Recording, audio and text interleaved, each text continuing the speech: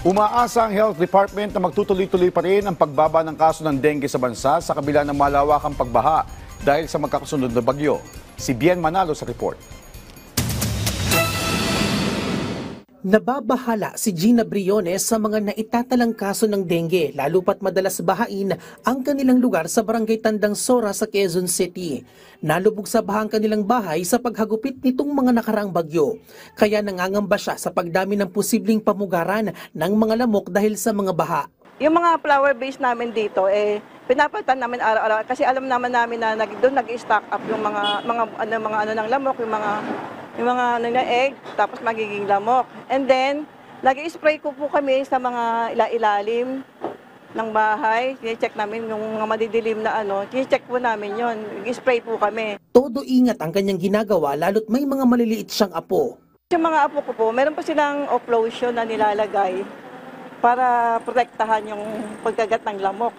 Tapos sa gabi, nakapajama po sila. Sa tala ng Department of Health, umabot sa mahigit 14,000 ang kaso ng dengue sa bansa simula October 12 hanggang October 25. Mas mababa yan ng 8% sa 15,000 kaso noong September 28 hanggang October 11. Matatandaan ito ang linggo bago manalasa ang bagyong Tino at Uwan na nagdulot ng malawakang pagbaha sa iba't ibang lugar sa bansa. Sabi ng DOH, matapos ang bagyo, mataas ang posibilidad na may mga naiwang containers na naimbakan ng tubig na pwedeng pangitlugan ng lamok na Aedes aegypti. Kaya naman, mahigpit ang paalala ng kagawaran na panatilihin ang kalinisan ng kapaligiran at gawin ang kanilang kampanya na taob, taktak, tuyo at takip at alas 4 kontra mosquito para makaiwas sa mga sakit. Yun pong kampanya para paalalahanan ng ating mga kababayan na magsuot ng long sleeves or ng pantalon at saka ng mga insect repellent lotions or sprays para hindi makagat ng lamok. Gumamit na rin ng kulambo.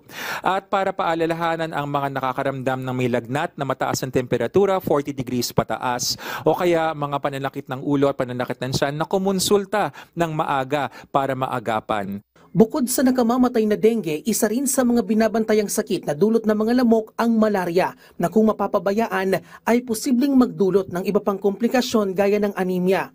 Hinihikayat ng DOH ang publiko na agad na magpakonsulta sakaling makaramdam ng anumang sintomas para maagapan. Bien Manalo para sa Pambansang TV sa Bagong Pilipinas.